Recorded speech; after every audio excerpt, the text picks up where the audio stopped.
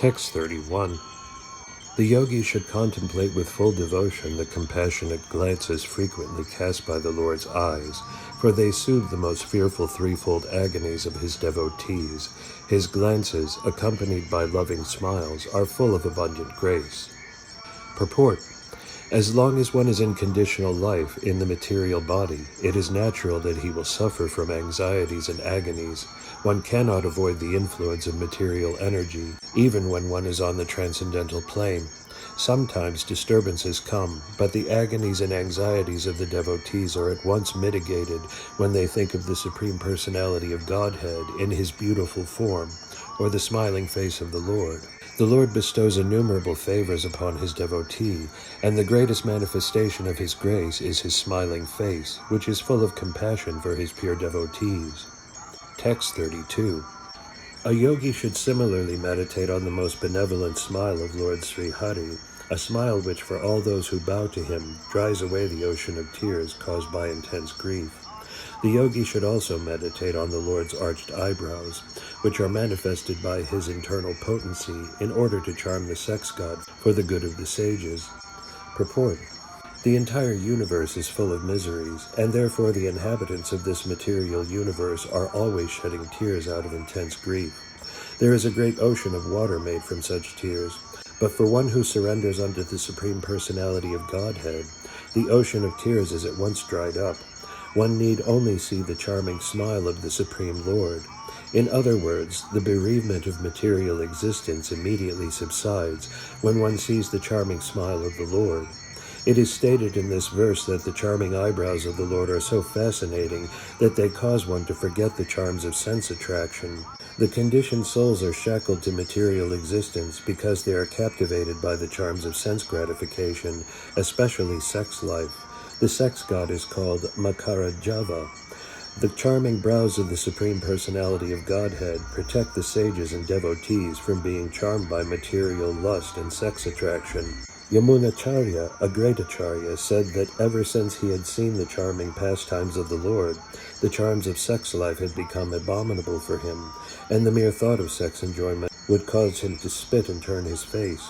Thus, if anyone wants to be aloof from sex attraction, they must see the charming smile and fascinating eyebrows of the Supreme Personality of Godhead. Text 33. With devotion steeped in love and affection, the yogi should meditate within the core of his heart upon the laughter of Lord Vishnu. The laughter of Vishnu is so captivating that it can be easily meditated upon. When the Supreme Lord is laughing, one can see his small teeth, which resemble jasmine buds, rendered rosy by the splendor of his lips. Once devoting his mind to this, the yogi should no longer desire to see anything else. Purport. It is recommended that the yogi visualize the laughter of the Lord after studying his smile very carefully. These particular descriptions of meditation on the smile, laughter, face, lips, and teeth all indicate conclusively that God is not impersonal. It is described herein that one should meditate on the laughter or smiling of Vishnu. There is no other activity that can completely cleanse the heart of the devotee. The exceptional beauty of the laughter of Lord Vishnu is that when he smiles, his small teeth, which resemble the buds of jasmine flowers, at once become reddish, reflecting his rosy lips. If the yogi is able to place the beautiful face of the Lord in the core of his heart, he shall be completely satisfied. In other words, when one is absorbed in seeing the beauty of the Lord within himself, the material attraction can no longer disturb him. Text 34. By following this course, the yogi gradually develops pure love for the Supreme Personality of Godhead, Hari. In the course of his progress in devotional service, the hairs on his body stand erect through excessive joy, and he is constantly bathed in a stream of tears occasioned by intense love. Gradually, even the mind, which he used as a means to attract the Lord, as one attracts a fish to a hook, withdraws from material activity. Purport. Here it is clearly mentioned that meditation, which is an action of the mind, is not the perfect stage of samadhi or absorption. In the beginning, the mind is employed in attracting the form of the Supreme Personality of Godhead, but in the higher stages there is no question of using the mind. A devotee becomes accustomed to serving the Supreme Lord by purification of his senses. In other words, the yoga principles of meditation are required as long as one is not situated in pure devotional service. The mind is used to purify the senses, but when the senses are purified by meditation, there is no need to sit in a particular place and try to meditate upon the form of the Lord. One becomes so habituated that he automatically engages in the personal service of the Lord. When the mind forcibly is engaged upon the form of the Lord, this is called nirbija yoga, or lifeless yoga, for the yogi does not automatically engage in the personal service of the Lord. But when he is constantly thinking of the Lord, that is called sabhija yoga, or living yoga. One has to be promoted to the platform of living yoga. One should engage in the service of the Lord 24 hours a day, as confirmed in the Brahma Samhita. The stage of premanjana churita can be attained by developing complete love. When one's love for the Supreme Personality of Godhead in devotional service is fully developed, one always sees the Lord, even without artificially meditating on his form. His vision is divine because he has no other engagement. At this stage of spiritual realization, it is not necessary to engage the mind artificially. Since the meditation recommended in the lower stages is a means to come to the platform of devotional service, those already engaged in the transcendental loving service of the Lord are above such meditation. This stage of perfection is called Krishna consciousness. Text 35. When the mind is thus completely freed from all material contamination and detached from the material objectives, it is just like the flame of a lamp. At that time, the mind is actually dovetailed with that of the Supreme Lord and is experienced as one with him because it is freed from the interactive flow of the material qualities. Purport. In the material world, the activities of the mind are acceptance and rejection. As long as the mind is in material consciousness, it must be forcibly trained to accept meditation on the Supreme Personality of Godhead. But when one is actually elevated to loving the Supreme Lord, the mind is automatically absorbed in the thought of the Lord. In such a position, a yogi has no other thought than to serve the Lord. This dovetailing of the mind with the desires of the Supreme Personality of Godhead is called nirvana, or making the mind one with the Supreme Lord. The best example of nirvana is cited in Bhagavad Gita. In the beginning, the mind of Arjuna deviated from Krishna's.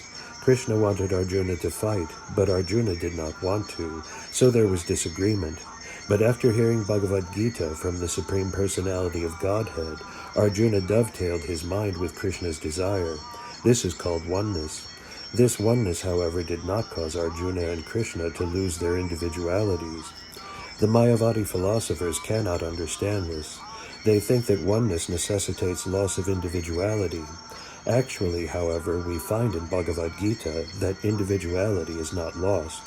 When the mind is completely purified in love of Godhead, the mind becomes the mind of the Supreme Personality of Godhead. The mind at that time does not act separately, nor does it act without inspiration to fulfill the desire of the Lord. The individual liberated soul has no other activity. Pratinivrita guna pravaha. In the conditioned state, the mind is always engaged in activity impelled by the three modes of the material world.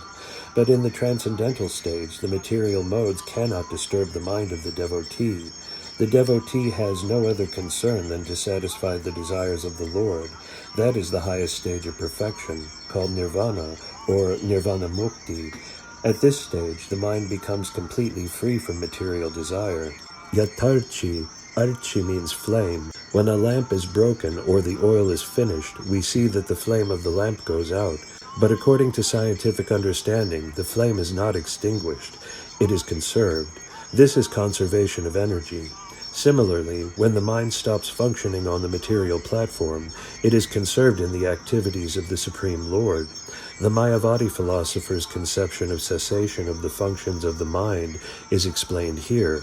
Cessation of the mental functions means cessation of activities conducted under the influence of the three modes of material nature. Text 36. Thus situated in the highest transcendental stage, the mind ceases from all material reaction and becomes situated in its own glory, transcendental to all material conceptions of happiness and distress. At that time, the yogi realizes the truth of his relationship with the Supreme Personality of Godhead.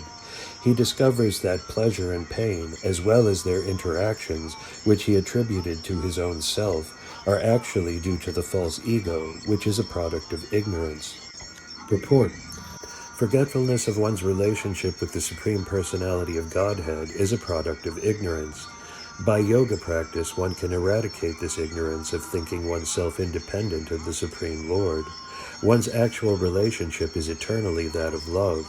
The living entity is meant to render transcendental loving service to the Lord. Forgetfulness of that sweet relationship is called ignorance, and in ignorance one is impelled by the three material modes of nature to think himself the enjoyer. When the devotee's mind is purified, and he understands that his mind has to be dovetailed with the desires of the Supreme Personality of Godhead, he has attained the perfectional, transcendental stage, which is beyond the perception of material distress and happiness. As long as one acts on his own account, he is subject to all the material perceptions of so-called happiness and distress. Actually, there is no happiness. Just as there is no happiness in any of the activities of a madman, so in material activities, the mental concoctions of happiness and distress are false. Actually, everything is distress. When the mind is dovetailed to act according to the desire of the Lord, one has attained the transcendental stage. The desire to lord it over material nature is the cause of ignorance, and when that desire is completely extinguished, and the desires are dovetailed with those of the Supreme Lord, one has reached the perfectional stage. Upalabha paratma kasta. Upalabha means realization. Realization necessarily indicates individuality. In the perfectional liberated stage, there is actual realization. Nivritya means that the living entity keeps his individuality. Oneness means that he realizes happiness in the happiness of the Supreme Lord. In the Supreme Lord there is nothing but happiness. Anandamayo bhyasyat. The Lord is by nature full of transcendental happiness. In the liberated stage, oneness with the Supreme Lord means that one has no realization other than happiness. But the individual still exists. Otherwise, this word apalabha, indicating individual realization of transcendental happiness, would not have been used. Text 37. Because he has achieved his real identity, the perfectly realized soul has no conception of how the material body is moving or acting, just as an intoxicated person cannot understand whether or not he has clothing on his body. Purport: this stage of life is explained by Rupa Goswami in his Bhakti Rasamrita Sindhu. A person whose mind is completely dovetailed with the desire of the Supreme Personality of Godhead, and who engages 100% in the service of the Lord, forgets his material bodily demands. Text 38. The body of such a liberated yogi, along with the senses, is taken charge of by the Supreme Personality of Godhead, and it functions until its destined activities are finished. The liberated devotee, being awake to his constitutional position, and thus situated in samadhi, the highest perfectional stage of yoga, does not accept the byproducts of the material body as his own. Thus he considers his bodily activities to be like the activities of a body in a dream. Purport: the following questions may be posed. As long as the liberated soul is in contact with the body, why don't the bodily activities affect him? Doesn't he actually become contaminated by the action and reaction of material activities? In answer to such questions, this verse explains that the material body of a liberated soul is taken charge of by the Supreme Personality of Godhead. It is not acting due to the living force of the living entity. It is simply acting as a reaction to past activities. Even after being switched off, an electric fan moves for some time. That movement is not due to the electric current, but is a continuation of the last movement. Similarly, although a liberated soul appears to be acting just like an ordinary man, his actions are to be accepted as the continuation of past activities. In a dream one may see himself expanded through many bodies, but when awake he can understand that those bodies were all false. Similarly, although a liberated soul has the byproducts of the body, children, wife, house, etc., he does not identify himself with those bodily expansions. He knows that they are all products of the material dream. The gross body is made of the gross elements of matter, and the subtle body is made of mind, intelligence, ego, and contaminated consciousness. If one can accept the subtle body of a dream as false and not identify oneself with that body, then certainly an awake person need not identify with the gross body. As one who is awake has no connection with the activities of the body in a dream, an awakened, liberated soul has no connection with the activities of the present body. In other words, because he is acquainted with his constitutional position, he never accepts the bodily concept of life. Text 39. Because of great affection for family and wealth, one accepts a son and some money as his own, and due to affection for the material body, one thinks that it is his. But actually, as one can understand that his family and wealth are different from him, the liberated soul can understand that he and his body are not the same. Purport. The status of real knowledge is explained in this verse. There are many children, but we accept some children as our sons and daughters because of our affection for them, although we know very well that these children are different from us. Similarly, because of great affection for money, we accept some amount of wealth in the bank as ours. In the same way, we claim that the body is ours because of affection for it. I say that it is my body. I then extend that possessive concept and say, it is my hand, my leg, and further, it is my bank balance, my son, my daughter.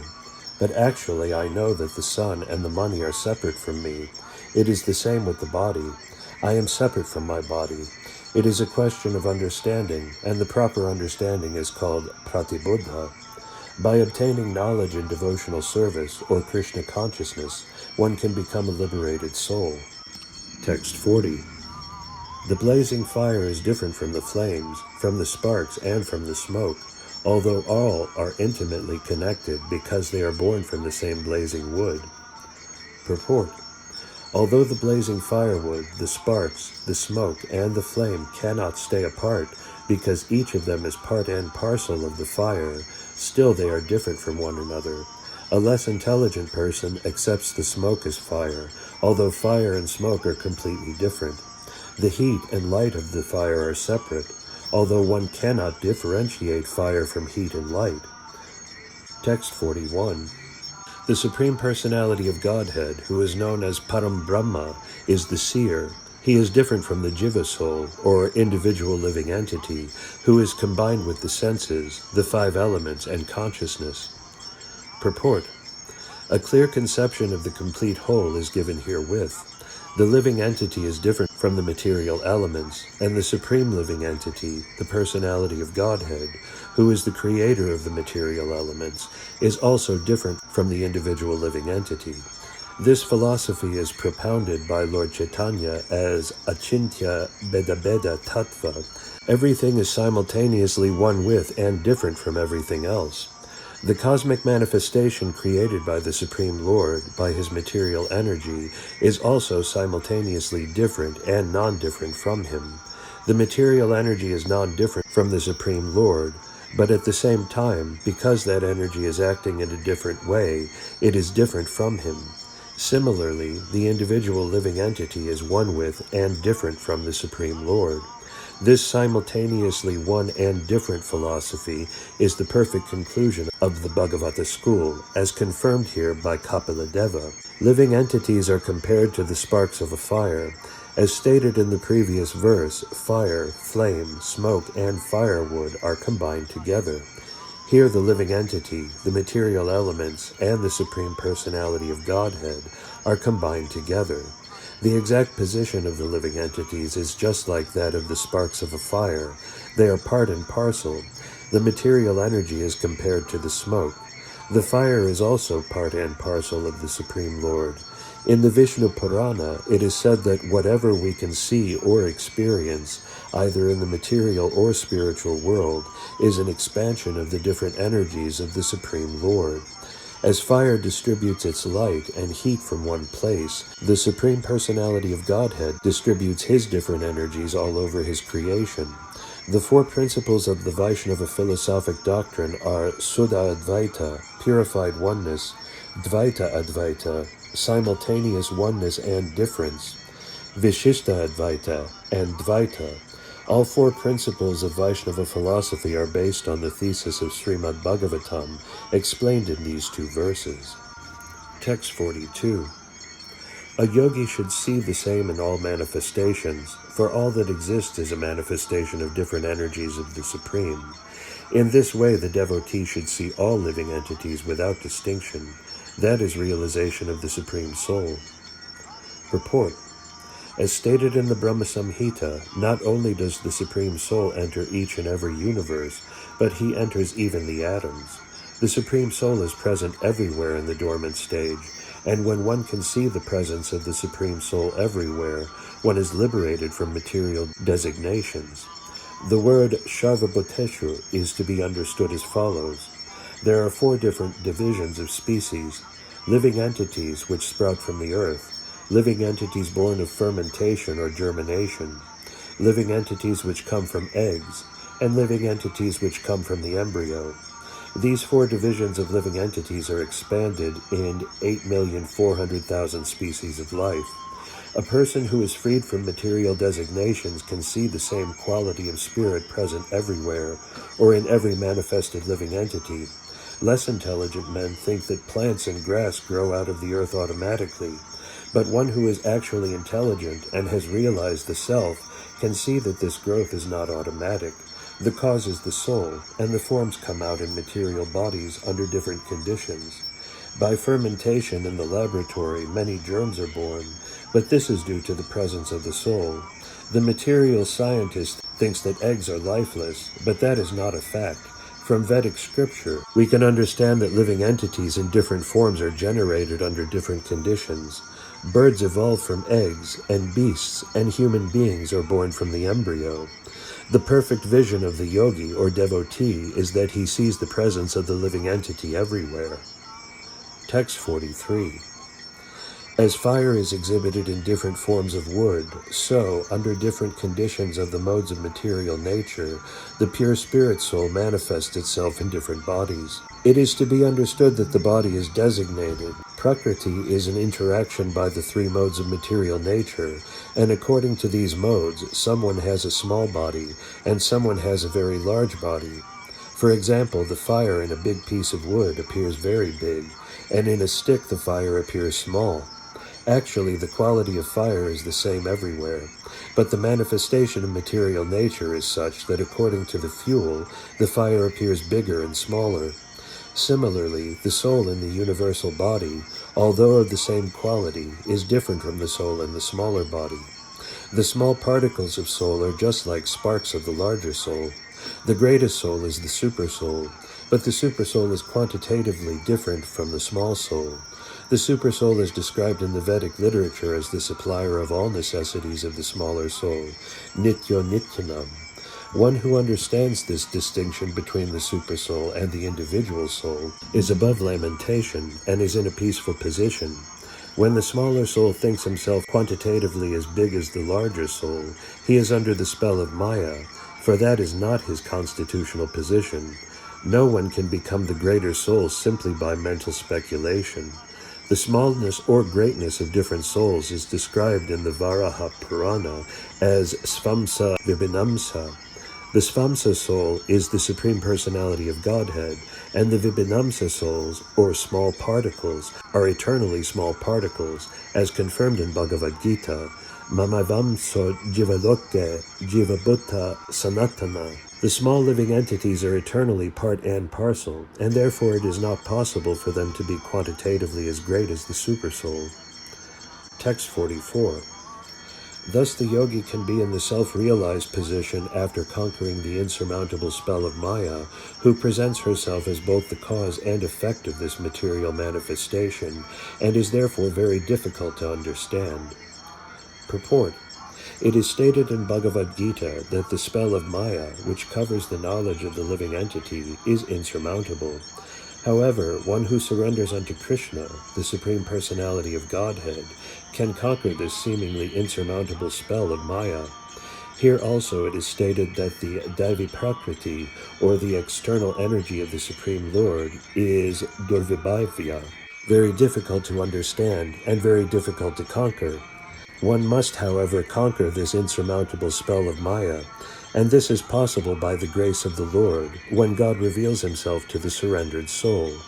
It is also stated here, Svarupa Penavatistate. Svarupa means that one has to know that he is not the Supreme Soul, but rather part and parcel of the Supreme Soul. That is self-realization. To think falsely that one is the Supreme Soul and that one is all-pervading and not Svarupa, that is not realization of his actual position. The real position is that one is part and parcel. It is recommended here that one remain in that position of actual self-realization. In Bhagavad Gita, this understanding is defined as Brahman realization. After Brahman realization, one can engage in the activities of Brahman.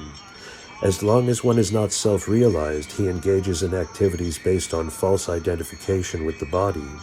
When one is situated in his real self, then the activities of Brahman realization begin. The Mayavadi philosophers say that after Brahman realization, all activities stop, but that is not actually so. If the soul is so active in its abnormal condition, existing under the covering of matter, how can one deny its activity when free? An example may be cited here. If a man in a diseased condition is very active, how can one imagine that when he is free from the disease, he will be inactive? Naturally, the conclusion is that when one is free from all disease, his activities are pure. It may be said that the activities of Brahman realization are different from those of conditional life, but that does not stop activity. This is indicated in Bhagavad Gita 18:54. After one realizes oneself to be Brahman, devotional service begins. Mad bhaktim labate param. After Brahman realization, one can engage in the devotional service of the Lord. Therefore, devotional service of the Lord is activity in Brahman realization. For those who engage in devotional service, there is no spell of Maya, and their situation is all perfect. The duty of the living entity, as a part and parcel of the whole, is to render devotional service to the Lord. That is the ultimate perfection of life.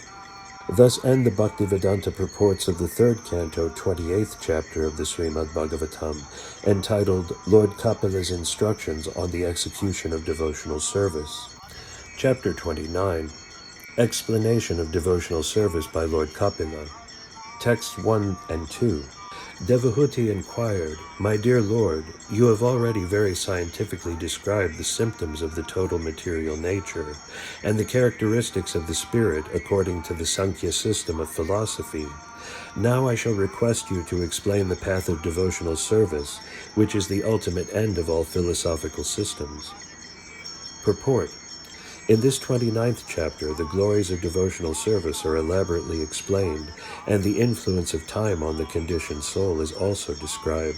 The purpose of elaborately describing the influence of time is to detach the conditioned soul from his material activities, which are considered to be simply a waste of time.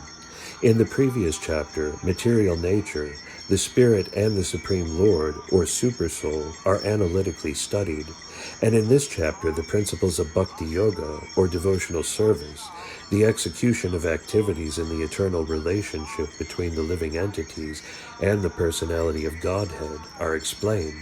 Bhakti Yoga, devotional service, is the basic principle of all systems of philosophy. All philosophy which does not aim for devotional service to the Lord is considered merely mental speculation. But of course Bhakti Yoga, with no philosophical basis, is more or less sentiment. There are two classes of men. Some consider themselves intellectually advanced and simply speculate and meditate, and others are sentimental and have no philosophical basis for their propositions. Neither of these can achieve the highest goal of life, or if they do, it will take them many, many years. Vedic literature therefore suggests that there are three elements, namely the Supreme Lord, the living entity, and their eternal relationship. And the goal of life is to follow the principles of bhakti, or devotional service, and ultimately attain to the planet of the Supreme Lord in full devotion and love as an eternal servitor of the Lord. Sankhya philosophy is the analytical study of all existence. One has to understand everything by examining its nature and characteristics. This is called acquirement of knowledge. But one should not simply acquire knowledge without reaching the goal of life, or the basic principle for acquiring knowledge, Bhakti Yoga. If we give up Bhakti Yoga and simply busy ourselves in the analytical study of the nature of things as they are, then the result will be practically nil. It is stated in the Bhagavatam that such engagement is something like husking a paddy. There is no use beating the husk if the grain has already been removed. By the scientific study of material nature, the living entity, and the supersoul, one has to understand the basic principle of devotional service to the Lord. Text 3. Devahuti continued, "My dear Lord, please also describe in detail, both for me and for people in general, the continual process of birth and death. For by hearing of such calamities, we may become detached from the activities of this material world." Purport. In this verse, the word samsakti is very important. Sriyasakti means the prosperous path of advancement towards the Supreme Personality of Godhead, and samsakti means the continued journey on the path of birth and death towards the darkest region of material existence. People who have no knowledge of this material world, God, and their actual intimate relationship with Him are actually going to the darkest region of material existence in the name of progress in the material advancement of civilization. To enter the darkest region of material existence means to enter into a species of life other than the human species. Ignorant men do not know that after this life they are completely under the grip of material nature and will be offered a life which may not be very congenial. How a living entity gets different kinds of bodies will be explained in the next chapter. This continual change of bodies in birth and death is called samsara. Devahuti requests her glorious son, Kapila Muni, to explain about this continued journey to impress upon the conditioned souls that they are undergoing a path of degradation by not understanding the path of Bhakti Yoga, devotional service. Text 4. Please also describe eternal time, which is a representation of your form, and by whose influence people in general engage in the performance of pious activities. Purport. However ignorant one may be regarding the path of good fortune and the path down to the darkest region of ignorance, everyone is aware of the influence of eternal time, which devours all the effects of our material activities. The body is born at a certain time, and immediately the influence of time acts upon it. From the date of the birth of the body, the influence of death is also acting. The advancement of age entails the influence of time on the body. If a man is 30 or 50 years old, then the influence of time has already devoured 30 or 50 years of the duration of his life. Everyone is conscious of the last stage of life, when he will meet the cruel hands of death. But some consider their age and circumstances, concern themselves with the influence of time, and thus engage in pious activities, so that in the future they will not be put into a low family or an animal species. Generally, people are attached to sense enjoyment, and so aspire for life on the heavenly planets.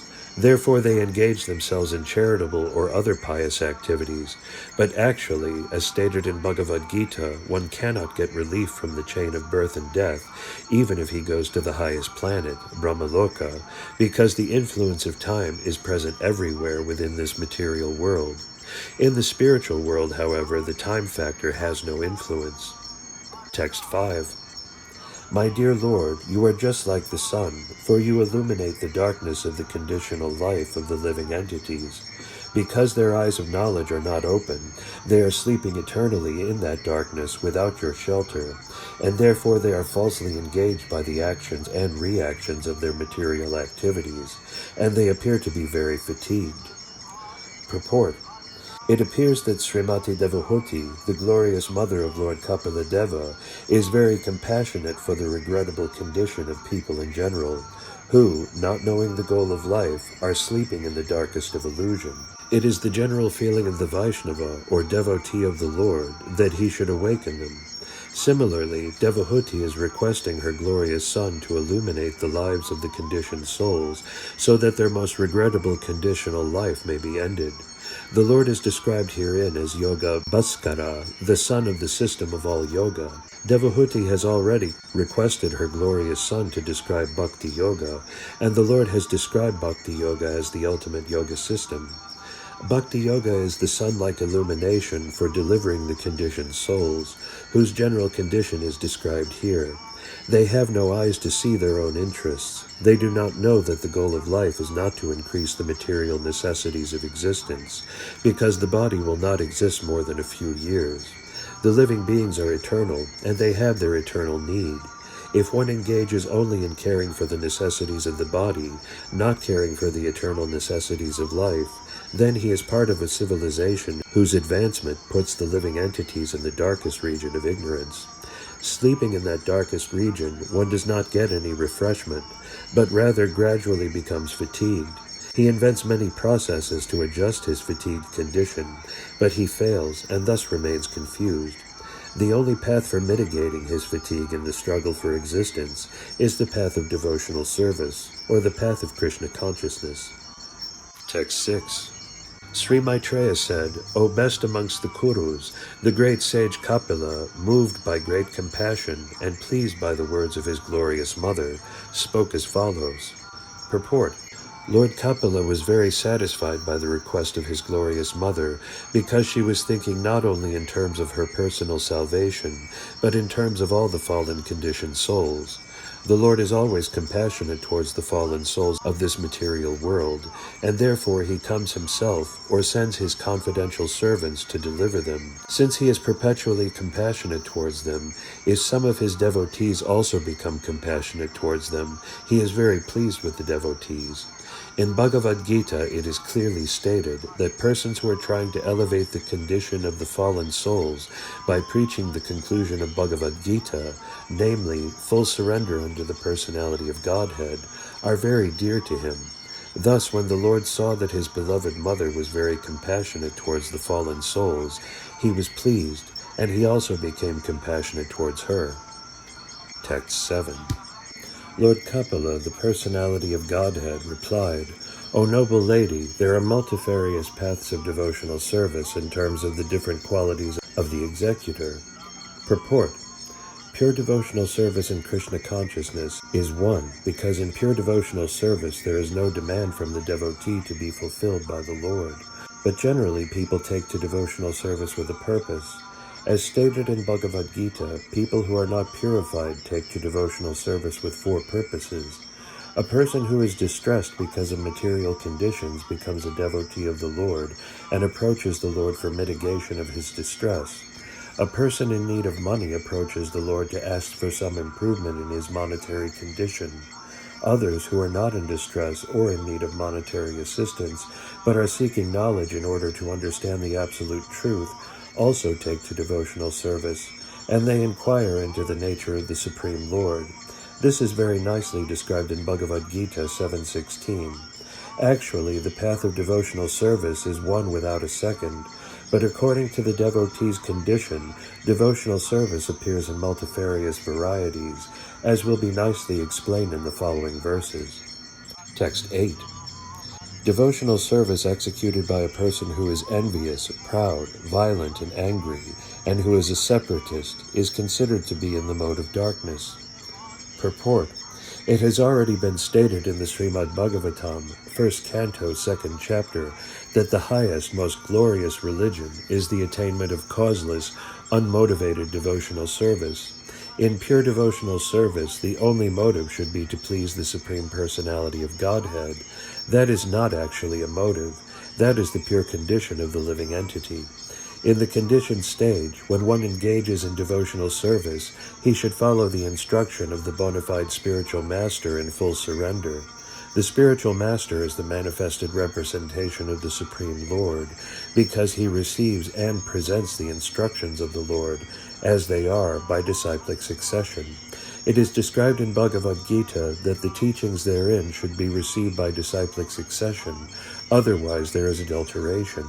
To act under the direction of a bona fide spiritual master with a motive to satisfy the Supreme Personality of Godhead is pure devotional service. But if one has a motive for personal sense gratification, his devotional service is manifested differently. Such a man may be violent, proud, envious, and angry, and his interests are separate from the Lord's. One who approaches the Supreme Lord to render devotional service, but who is proud of his personality, envious of others, or vengeful, is in the mode of anger. He thinks that he is the best devotee. Devotional service executed in this way is not pure. It is mixed and is of the lowest grade, tamasa. Srila Vishwanatha Chakravarti Thakura advises that a Vaishnava who is not of good character should be avoided. A Vaishnava is one who has taken the Supreme Personality of Godhead as the ultimate goal of life. But if one is not pure and still has motives, then he is not a Vaishnava of the first order of good character.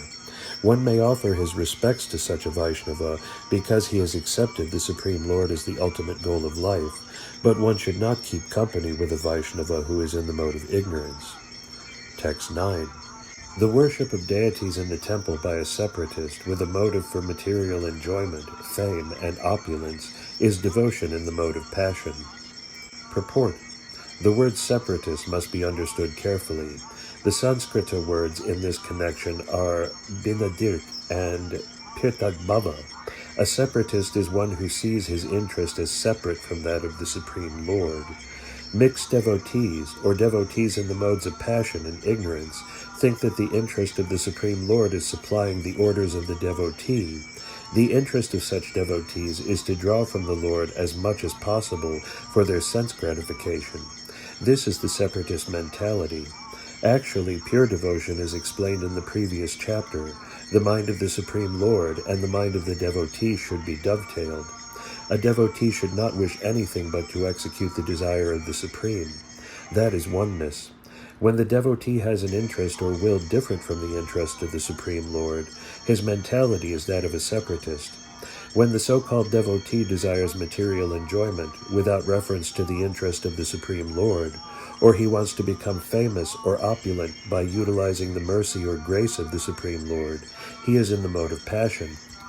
Mayavadis, however, interpret the word separatist in a different way. They say that while worshiping the Lord, one should think oneself one with the Supreme Lord. This is another adulterated form of devotion within the modes of material nature. The conception that the living entity is one with the Supreme is in the mode of ignorance.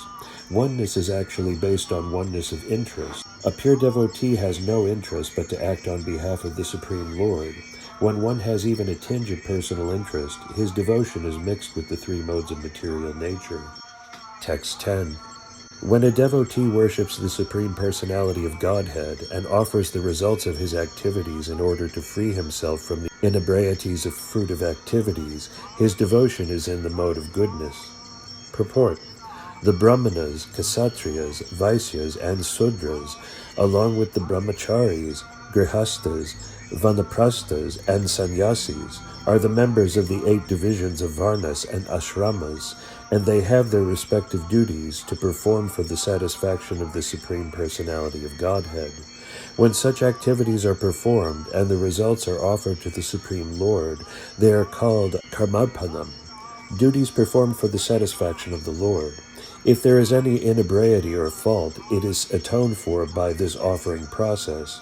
But if this offering process is in the mode of goodness rather than in pure devotion, then the interest is different. The 4 ashramas and the 4 varnas act for some benefit in accordance with their personal interests. Therefore, such activities are in the mode of goodness. They cannot be counted in the category of pure devotion. Pure devotional service, as described by Rupa Goswami, is free from all material desires. Anya bilasita sunyam. There can be no excuse for personal or material interest. Devotional activities should be transcendental to fruitive activities and empiric philosophical speculation. Pure devotional service is transcendental to all material qualities. Devotional service in the modes of ignorance, passion, and goodness can be divided into 81 categories. There are different devotional activities such as hearing, chanting, remembering, worshiping, offering, prayer, rendering service, and surrendering everything, and each of them can be divided into 3 qualitative categories. There is hearing in the mode of passion, in the mode of ignorance, and in the mode of goodness. Similarly, there is chanting in the mode of ignorance, passion, and goodness, etc. 3 multiplied by 9 equals 27, and when again multiplied by 3, it becomes 81. One has to transcend all such mixed materialistic devotional service in order to reach the standard of pure devotional service, as explained in the next verses. Text 11 through 12. The manifestation of unadulterated devotional service is exhibited when one's mind is at once attracted to hearing the transcendental name and qualities of the Supreme Personality of Godhead, who is residing in everyone's heart. Just as the water of the Ganges flows naturally down towards the ocean, such devotional ecstasy, uninterrupted by any material condition, flows towards the Supreme Lord. Purport. The basic principle of this unadulterated, pure devotional service is love of Godhead. Madguna Sruti Matrana means, just after hearing about the transcendental qualities of the Supreme Personality of Godhead. These qualities are called Nirguna. The Supreme Lord is uncontaminated by the modes of material nature. Therefore, he is attractive to the pure devotee. There is no need to practice meditation to attain such attraction. The pure devotee is already in the transcendental stage, and the affinity between him and the Supreme Personality of Godhead is natural and is compared to the Ganges water flowing towards the sea. The flow of the Ganges water cannot be stopped by any condition. Similarly, a pure devotee's attraction for the transcendental name, form, and pastimes of the Supreme Godhead cannot be stopped by any material condition. The word avichinna, without interruptions, is very important in this connection. No material condition can stop the flow of the devotional service of a pure devotee. The word ahaitaki means without reason.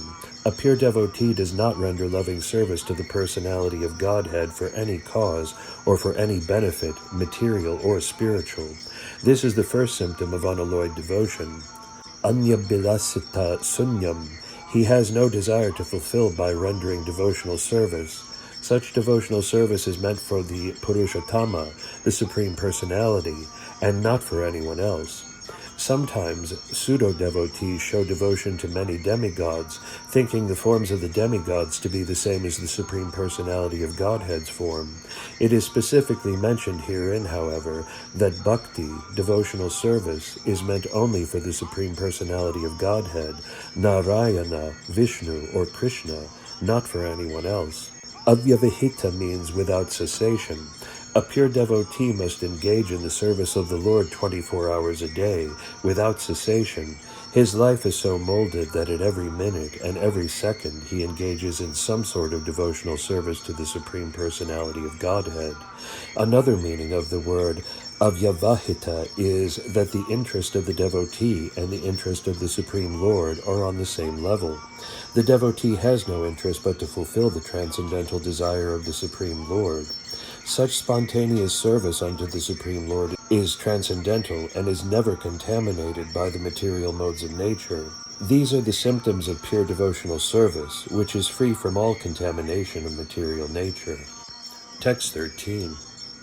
A pure devotee does not accept any kind of liberation, salokya, sarsti, samipya, sarupya, or ekatva, even though they are offered by the Supreme Personality of Godhead. Purport. Lord Chaitanya teaches us how to execute pure devotional service out of spontaneous love for the Supreme Personality of Godhead. In the Siksastaka, he prays to the Lord, O Lord, I do not wish to gain from you any wealth, nor do I wish to have a beautiful wife, nor do I wish to have many followers. All I want from you is that in life after life I may remain a pure devotee at your lotus feet. There is a similarity between the prayers of Lord Chaitanya and the statements of Srimad Bhagavatam. Lord Chaitanya prays in life after life, indicating that a devotee does not even desire the cessation of birth and death. The yogis and empiric philosophers desire cessation of the process of birth and death, but a devotee is satisfied to remain even in this material world and execute devotional service. It is clearly stated herein that a pure devotee does not desire ekattva, oneness with the Supreme Lord, as desired by the impersonalists, the mental speculators, and the meditators. To become one with the Supreme Lord is beyond the dream of a pure devotee. Sometimes he may accept promotion to the Vaikuntha planets to serve the Lord there, but he will never accept merging into the Brahman effulgence, which he considers worse than hellish. Such ekatva, or merging into the effulgence of the Supreme Lord, is called kaivalya, but the happiness derived from kaivalya is considered by the pure devotee to be hellish. The devotee is so fond of rendering service to the Supreme Lord that the 5 kinds of liberation are not important to him. If one is engaged in pure transcendental loving service to the Lord, it is understood that he has already achieved the 5 kinds of liberation. When a devotee is promoted to the spiritual world, Vaikuntha, he receives 4 kinds of facilities.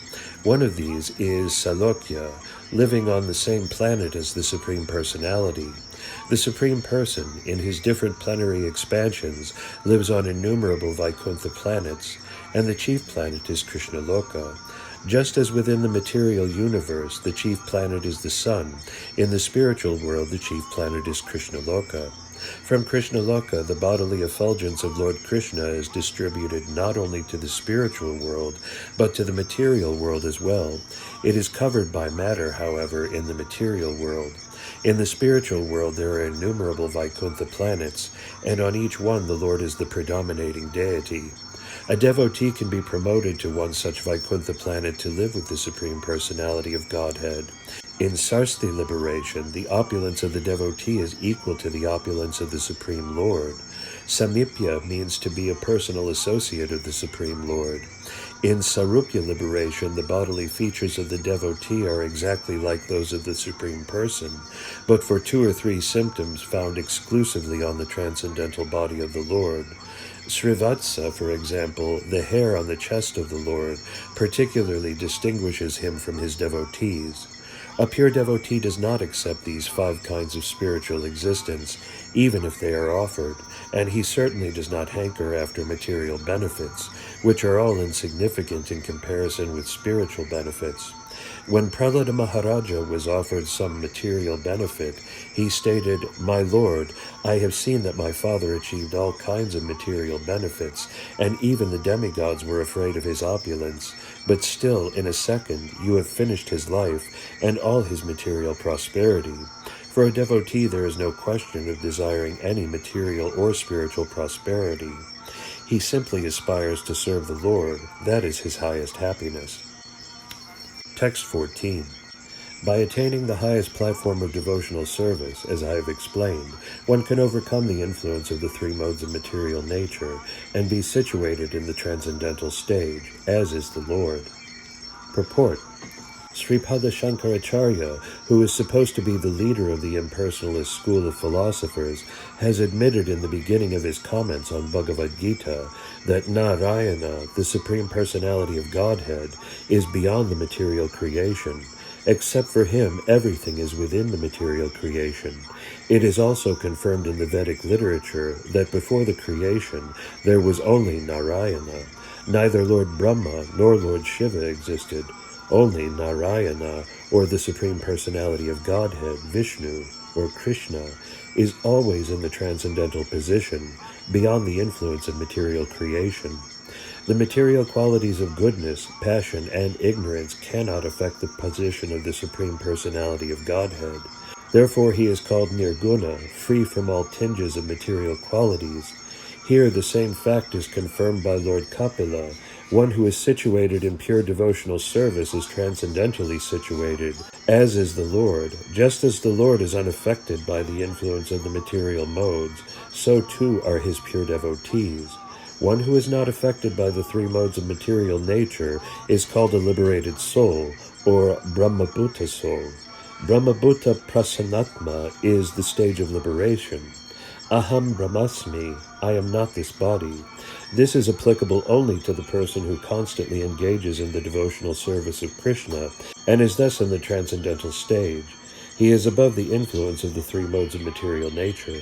It is the misconception of the impersonalist that one can worship any imaginary form of the Lord, or Brahman, and at the end merge in the Brahman effulgence. Of course, to merge into the bodily effulgence, Brahman, of the Supreme Lord, is also liberation, as explained in the previous verse. Ekatva is also liberation, but that sort of liberation is never accepted by any devotee, for qualitative oneness is immediately attained as soon as one is situated in devotional service. For a devotee, that qualitative equality, which is the result of impersonal liberation, is already attained. He does not have to try for it separately. It is clearly stated here that simply by pure devotional service, one becomes qualitatively as good as the Lord himself. Text 15. A devotee must execute his prescribed duties, which are glorious without material profit. Without excessive violence, one should regularly perform one's devotional activities. Purport. One has to execute his prescribed duties according to his social position as a Brahmana, Kshatriya, Vaisya, or Sudra. The prescribed duties of the four classes of men in human society are also described in Bhagavad Gita. The activities of Brahmanas are to control the senses and to become simple, clean, learned devotees. The Kshatriyas have the spirit of ruling. They are not afraid on the battlefield, and they are charitable. The Vaishyas, or the mercantile class of men, trade in commodities, protect cows, and develop agricultural produce. The Sudras, or laborer class, serve the higher classes because they themselves are not very intelligent. From every position, as confirmed in Bhagavad Gita, Svakarmana tam abharcha, one can serve the Supreme Lord by performing one's prescribed duty. It is not that only the Brahmanas can serve the Supreme Lord and not the Sudras. Anyone can serve the Supreme Lord by performing his prescribed duties under the direction of a spiritual master or representative of the Supreme Personality of Godhead. No one should think that his prescribed duties are inferior. A Brahmana can serve the Lord by using his intelligence, and the Kshatriya can serve the Supreme Lord by using his military arts, just as Arjuna served Krishna. Arjuna was a warrior. He had no time to study Vedanta or other highly intellectual books. The damsels in Vrajadama were girls born of the Vaisya class, and they engaged in protecting cows and producing agriculture. Krishna's foster father, Nanda Maharaja, and his associates were all Vaisyas. They were not at all educated, but they could serve Krishna by loving him and by offering everything to him. Similarly, there are many instances in which Chandalas, or those lower than Sudras, have served Krishna. Also, the sage Vidura was considered a Sudra because his mother happened to be Sudra. There are no distinctions, for it is declared by the Lord in Bhagavad Gita that anyone engaged specifically in devotional service is elevated to the transcendental position without a doubt. Everyone's prescribed duty is glorious if it is performed in devotional service of the Lord, without desire for profit. Such loving service must be performed without reason, without impediment, and spontaneously. Krishna is lovable, and one has to serve him in whatever capacity one can. That is pure devotional service.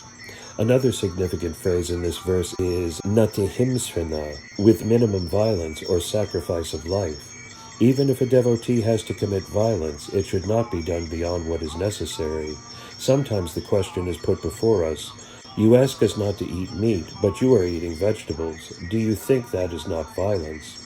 The answer is that eating vegetables is violence, and vegetarians are also committing violence against other living entities because vegetables also have life. Non-devotees are killing cows, goats, and so many other animals for eating purposes, and a devotee who is vegetarian is also killing. But here, significantly, it is stated that every living entity has to live by killing another entity. That is the law of nature. Jivo jivasya jivanam. One living entity is the life for another living entity. But for a human being, that violence should be committed only as much as necessary. A human being is not to eat anything which is not offered to the Supreme Personality of Godhead. Yajna sistastina, santa. One becomes freed from all sinful reactions by eating foodstuffs which are offered to Yajna, the Supreme Personality of Godhead.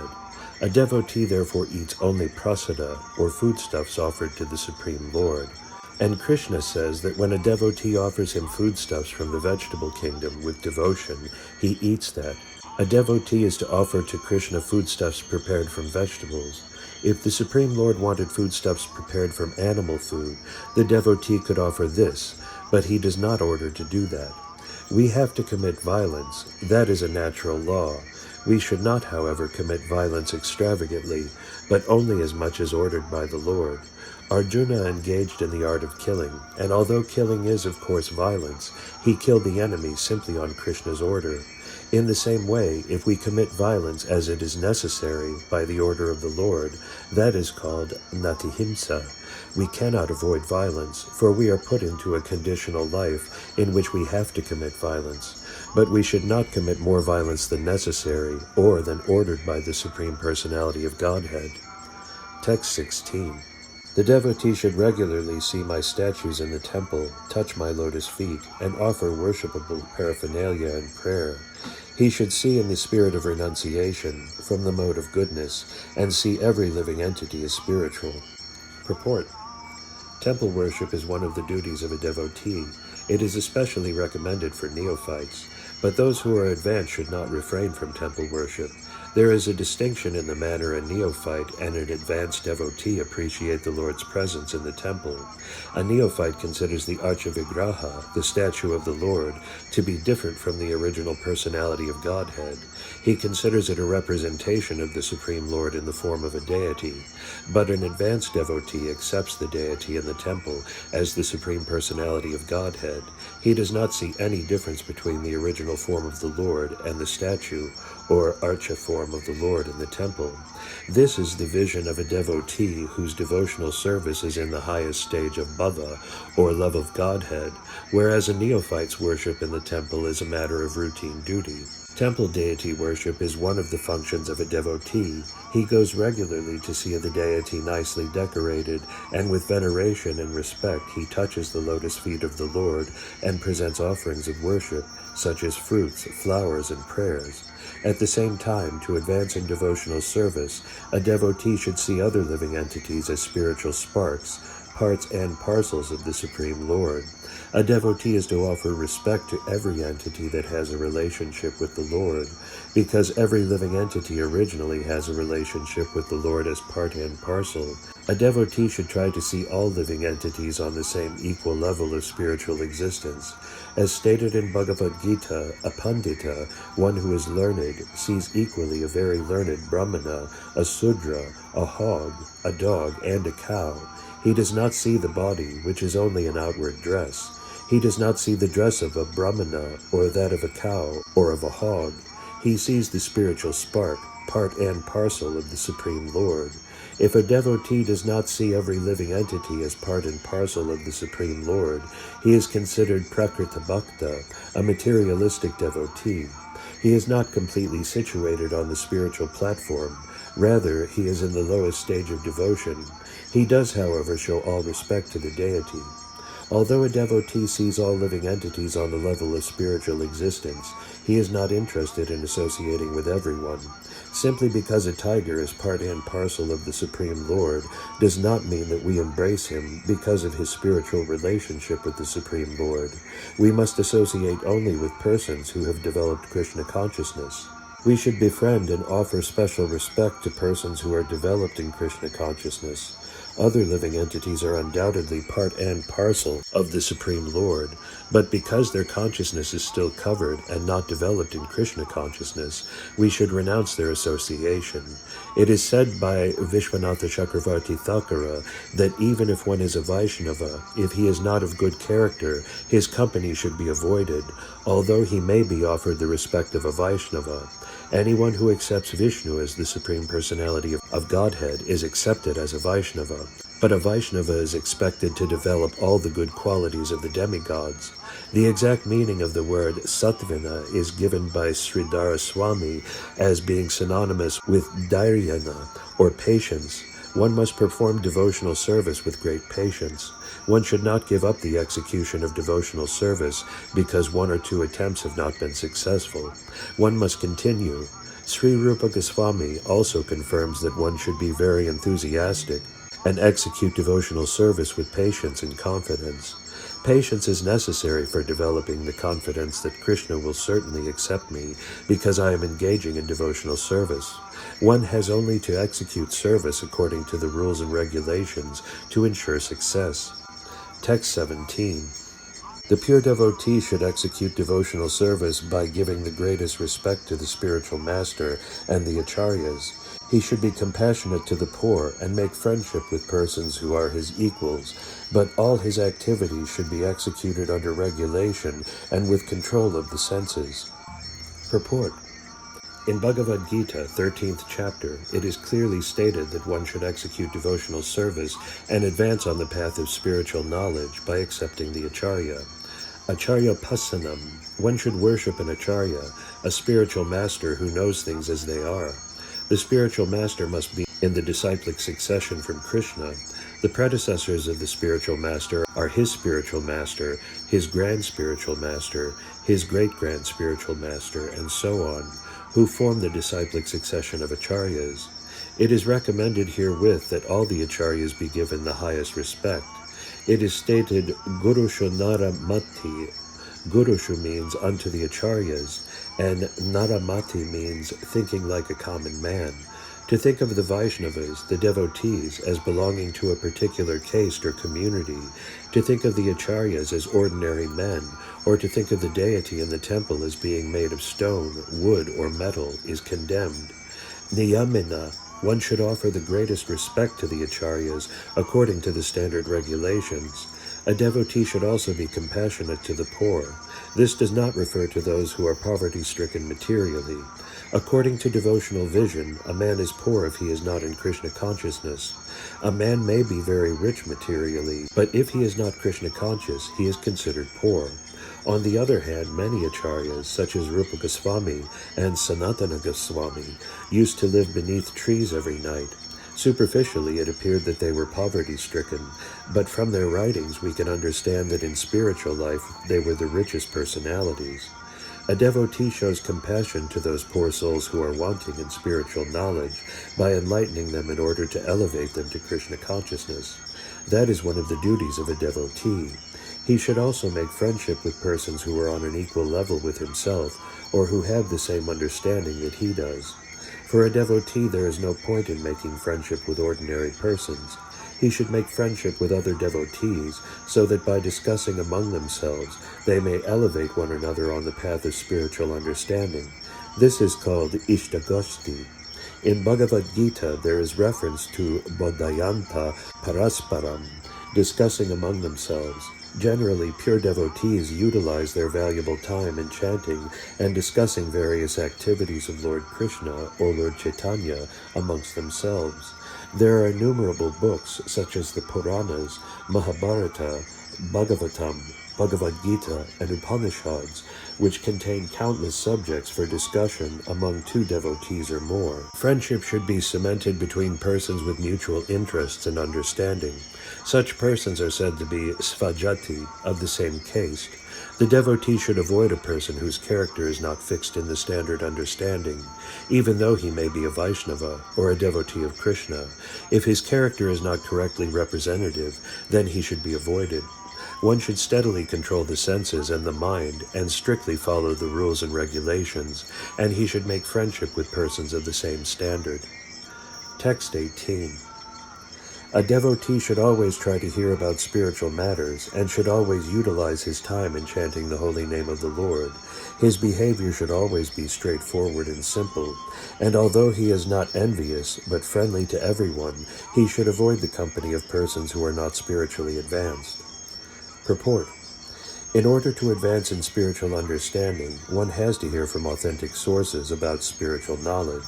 One can understand the reality of spiritual life by following strict regulative principles and by controlling the senses.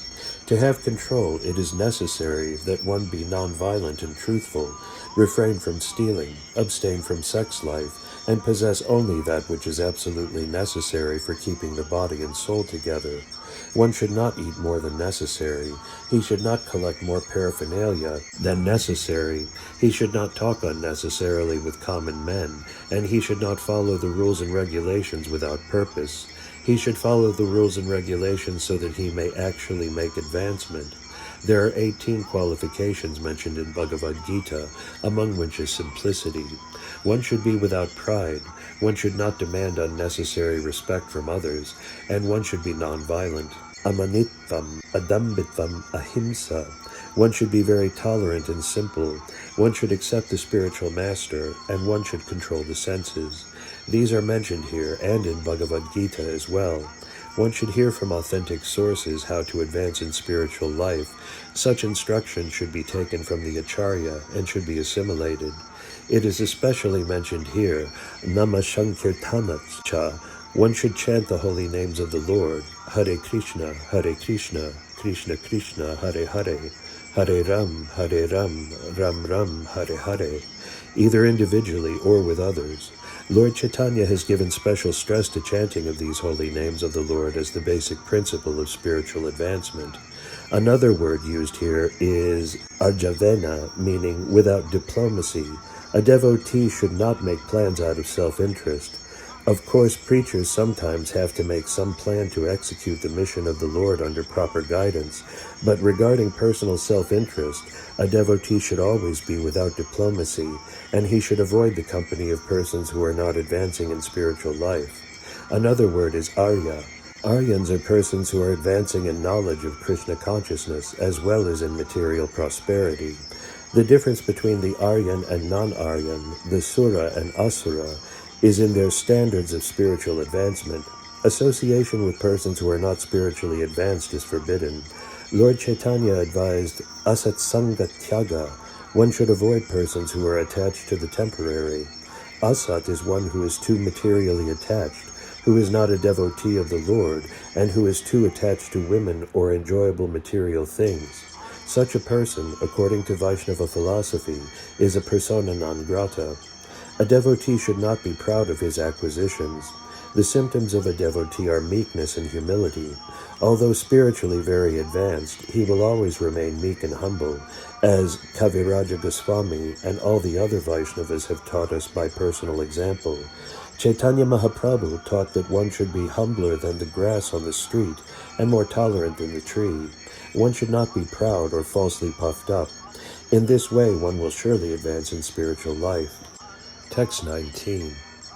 When one is fully qualified with all these transcendental attributes, and his consciousness is thus completely purified, he is immediately attracted simply by hearing my name, or hearing of my transcendental quality.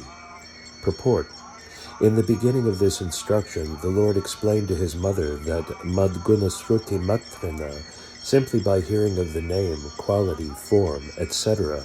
of the Supreme Personality of Godhead, one is immediately attracted. A person becomes fully qualified with all transcendental qualities by following the rules and regulations, as recommended in different scriptures. We have developed certain unnecessary qualities by material association, and by following the above process, we become free from that contamination. To develop transcendental qualities, as explained in the previous verse, one must become free from these contaminated qualities. Text 20. As the chariot of air carries an aroma from its source and immediately catches the sense of smell, similarly, one who constantly engages in devotional service, in Krishna consciousness, can catch the Supreme Soul, who is equally present everywhere. Purport. As a breeze carrying a pleasant fragrance from a garden of flowers at once captures the organ of smell, so one's consciousness, saturated with devotion, can at once capture the transcendental existence of the Supreme Personality of Godhead, who, in his Paramatma feature, is present everywhere, even in the heart of every living being. It is stated in Bhagavad Gita that the Supreme Personality of Godhead is Kshetrajna, present within this body, but he is also simultaneously present in every other body. Since the individual soul is present only in a particular body, he is altered when another individual soul does not cooperate with him. The Supersoul, however, is equally present everywhere. Individual souls may disagree, but the Supersoul, being equally present in every body, is called unchanging or avikari. The individual soul, when fully saturated with Krishna consciousness, can understand the presence of the Supersoul. It is confirmed in Bhagavad Gita that Bhaktyamam Abhijanati, a person saturated with devotional service in full Krishna consciousness, can understand the Supreme Personality of Godhead, either as Supersoul or as the Supreme Person. Text 21. I am present in every living entity as the Supersoul. If someone neglects or disregards that Supersoul everywhere and engages himself in the worship of the deity in the temple, that is simply imitation. Purport. In purified consciousness, or Krishna consciousness, one sees the presence of Krishna everywhere. If therefore one only engages in deity worship in the temple and does not consider other living entities, then he is in the lowest grade of devotional service. One who worships the deity in the temple and does not show respect to others is a devotee on the material platform, in the lowest stage of devotional service. A devotee should try to understand everything in relationship with Krishna and try to serve everything in that spirit. To serve everything means to engage everything in the service of Krishna. If a person is innocent and does not know his relationship with Krishna, an advanced devotee should try to engage him in the service of Krishna. One who is advanced in Krishna consciousness can engage not only the living being, but everything in the service of Krishna. Text 22.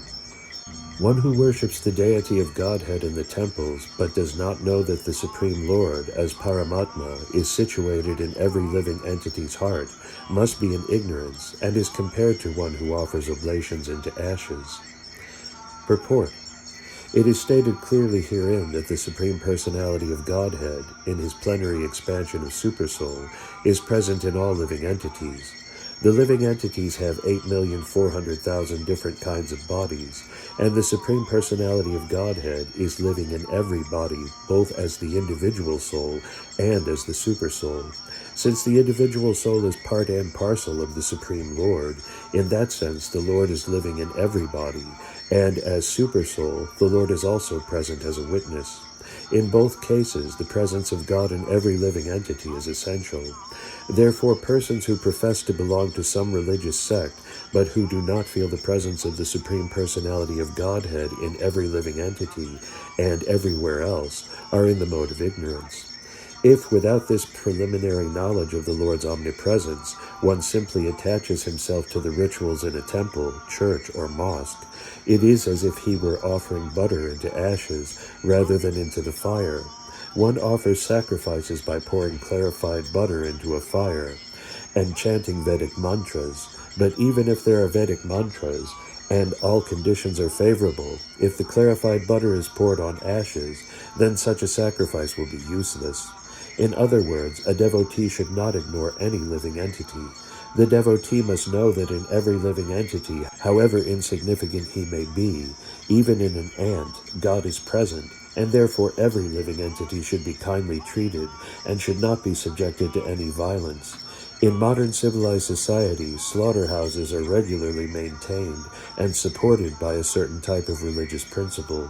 But without knowledge of the presence of God in every living entity, any so-called advancement of human civilization, either spiritual or material, is to be understood as being in the mode of ignorance. Text 23. One who offers me respect but is envious of the bodies of others and is therefore a separatist never attains peace of mind because of his inimical behavior towards other living entities. Purport.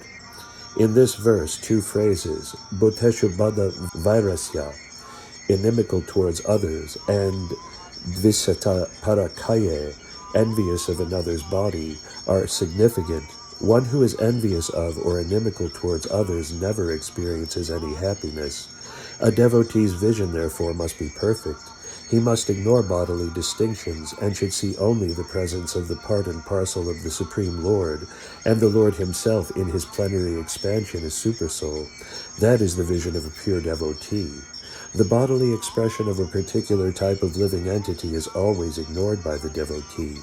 It is expressed herein that the Lord is always eager to deliver the conditioned souls who have been encaged within material bodies.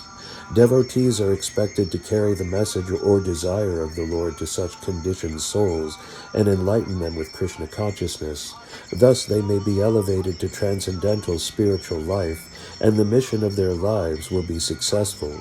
Of course, this is not possible for living entities who are lower than human beings, but in human society it is feasible that all living entities can be enlightened with Krishna consciousness. Even living entities who are lower than human can be raised to Krishna consciousness by other methods. For example, Shivananda Sena, a great devotee of Lord Chaitanya, delivered a dog by feeding him prasada. Distribution of prasada, or remnants of foodstuffs offered to the Lord, even to the ignorant masses of people and to animals, gives such living entities the chance for elevation to Krishna consciousness. Factually, it happened that the same dog, when met by Lord Chaitanya at Puri, was liberated from the material condition. It is especially mentioned here that a devotee must be free from all violence, jivahimsa. Lord Chaitanya has recommended that a devotee not commit violence to any living entity. Sometimes the question is raised that since vegetables also have life, and devotees take vegetable foodstuffs, isn't that violence? Firstly, however, taking some leaves, twigs, or fruit from a tree or plant does not kill the plant. Besides that, jivahimsa means that since every living entity has to pass through a particular type of body according to his past karma, although every living entity is eternal, he should not be disturbed in his gradual evolution. A devotee has to execute the principles of devotional service exactly as they are, and he must know that however insignificant a living entity may be, the Lord is present within him. A devotee must realize this universal presence of the Lord. Text 24. My dear mother, even if he worships with proper rituals and paraphernalia, a person who is ignorant of my presence in all living entities never pleases me by the worship of my deities in the temple. Purport. There are 64 different descriptions for worship of the deity in the temple. There are many items offered to the deity, some valuable and some less valuable. It is prescribed in Bhagavad Gita, if a devotee offers me a small flower, a leaf, some water, or a little fruit, I will accept it. The real purpose is to exhibit one's loving devotion to the Lord. The offerings themselves are secondary.